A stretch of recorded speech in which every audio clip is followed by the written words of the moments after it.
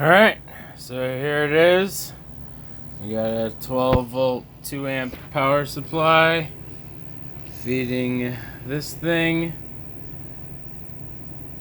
set to 5.7 volts, coming out of there and into this synth.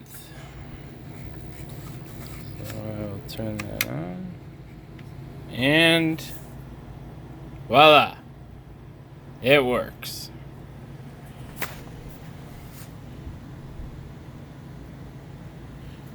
Mounted it on some boards here, zip tied it all so nothing's coming off.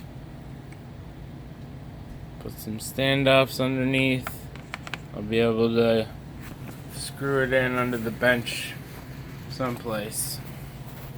So, all set.